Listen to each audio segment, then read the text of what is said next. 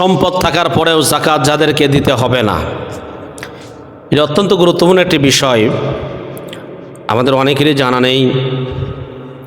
আমরা মনে করেছি সম্পদ থাকলেই যাকাত দিতে হবে। না, আসলে সম্পদ থাকলেই যাকাত দিতে হবে না। শর্ত যদি পূরণ না হয় তাহলে যাকাত দিতে হবে না। 7টা শর্ত যদি না পাওয়া যায় তাহলে এই ব্যক্তিদেরকে যাকাত দেওয়া লাগবে না। 1 নম্বর হচ্ছে যারা শিশু, তাদের টাকা পয়সা থাকার পরেও এদেরকে যাকাত দিতে হবে না। তবে এটি হচ্ছে হানাফি মাযহাবের বিধান।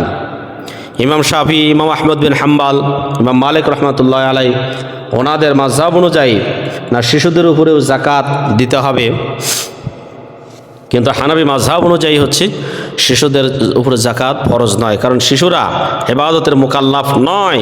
আর যেহেতু যাকাত এটা হচ্ছে একটা ইবাদত, আর ইবাদত হওয়ার জন্য শর্ত হচ্ছে তাদেরকে বালেগ হতে হবে। বালেগ না হলে তার উপরে ইবাদত ফরজ হয় না। 2 নম্বরে, তা জ্ঞানী যদি না হয়, পাগল ব্যক্তিদের উপরে যাকাত দিতে হয় না, কারণ পাগলরা এরা শরীয়তের মুকাল্লাফ নয়।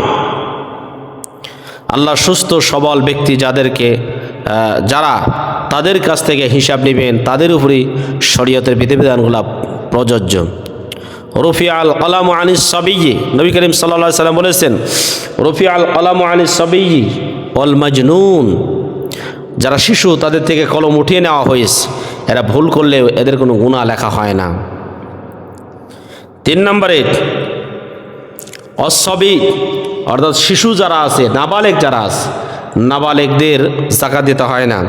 পাগলদের যাকাত দিতে হয় না, নাবালেগদেরও যাকাত দিতে হয় না। শরীয়তের বিধানগুলো মুখাপেক্ষী মুকাল্লাফ তারা হয় যারা শিশু, তাদের জন্যই শরীয়তের বিধানগুলো প্রযোজ্য। 4 নম্বর হচ্ছে কাফেরদের ধন সম্পদ থাকলেও তাদেরকে যাকাত দিতে হয় না।